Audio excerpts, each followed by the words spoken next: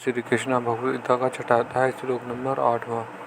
ज्ञान विज्ञान तृप्तराना कठोर विजय तेज युक्त इच्छा वेत योगा समलोष्टा द्रस्म कारण। इसका हिंदी अर्थ जिसका अंतकरण ज्ञान विज्ञान से तृप्त है, जो कूट की तरह निर्विकार और जितेंद्रिय है, मिट्टी के ढेले पत्थर तथा स्वर्ण में समबुद्धि वाला है, ऐसा योग युक्त कहा जाता है। व्याख्या। यहाँ कर्मों का प्रकरण है, अतः यहाँ कर्म करने की जानकारी का नाम ज्ञान है और कर्मों की सिद्धि में सम रहने का नाम विज्ञान है। स्थूल शरीर से होने वाली क्रिया, सूक्ष्म शरीर से होने वाले चिंतन और कारण शरीर से होने वाली समाधि, इन तीनों के लिए अपना करना ज्ञान नहीं है। कारण है कि क्रिया, चिंतन, समाधि आदि मात्र कर्मों का आरंभ और समाप्ति होती है तथा उन कर्मों से मिलने वाले फल का भी आदि और अंत होता है, परंतु स्वयं परमात्मा का अंश होने से नित्य रहता है।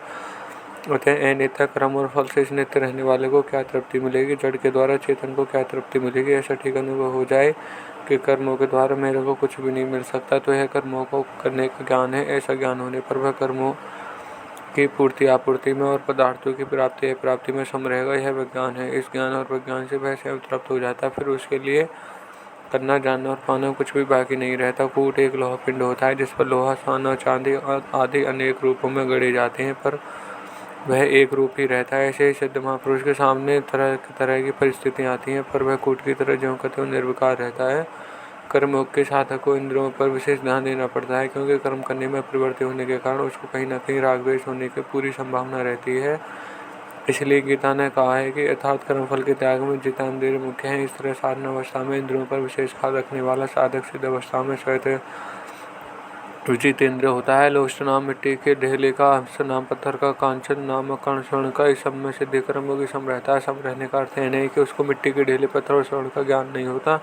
उसको यह ढेला है, यह पत्थर है, स्वर्ण है, ऐसा ज्ञान अच्छी तरह से होता है और उसका व्यवहार भी उनके अनुरूप जैसा होना चाहिए वैसा ही होता है। अर्थात वह स्वर्ण को तिजोरी में सुरक्षित रखता है और ढेले तथा पत्थर को बाहर भी पड़े रहने देता है। ऐसा होने पर भी स्वर्ण चला जाए, धन चला जाए तो उसके मन पर कोई असर नहीं पड़ता, और स्वर्ण मिल जाए तो उसके मन पर कोई असर नहीं पड़ता। अर्थात उनके आने जाने, बनने, बिगड़ने और हर शोक नहीं होते। यहाँ उसके सम रहना है। इसलिए उसके लिए जैसे पत्थर है वैसे ही सोना है, जैसे सोना है वैसे ही ढेला है, जैसे ढेला है वैसे ही सोना है।